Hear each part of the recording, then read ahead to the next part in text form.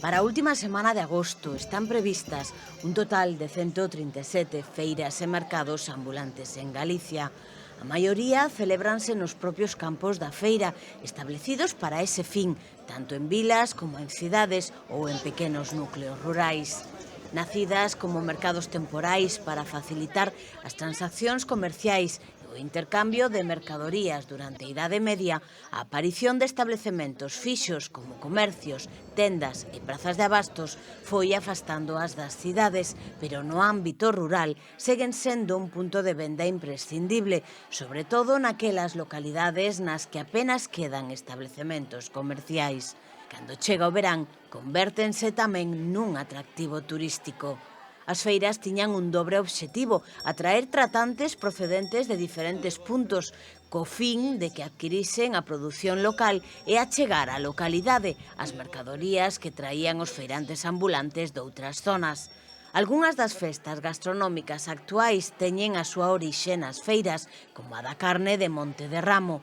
A feira tradicional os días 12 e 28 de cada mes converteu a data do 12 de outubro na festa de exaltación do seu produto estrela, a carne de tenreira. No caso da cañiza, por exemplo, con feira os días 6 e 20 de cada mes, o xamón, que era un dos seus produtos estrela, pasou a celebrar a súa festa anual o 15 de agosto desde o ano 1968.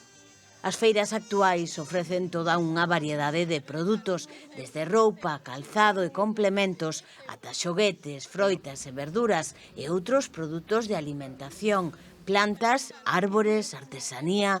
Algunhas feiras engádense tamén a venda de pequena maquinaria e ferramentas e mesmo a reparación destas.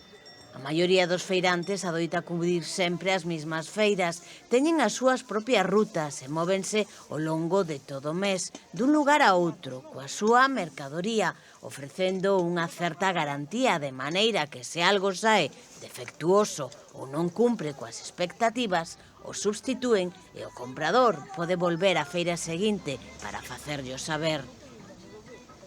Non hai feira que se prece que non teña polo menos unha pulpeira. A maioría son pulpeiras do Carballiño que estenden o seu ámbito de actuación por todas as feiras de Galicia e adaptaron a cocción do pulpo ao gusto de cada lugar.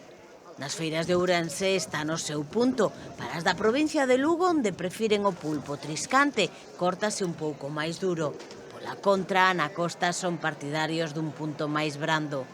Pero tampouco falta carne. Carne ao caldeiro na maioría das feiras do interior, churrasco e chourizos nas do litoral, e noutras unha mestura na que se combina a grella e a cocción. O doce por excelencia son, por suposto, as rosquillas de feira.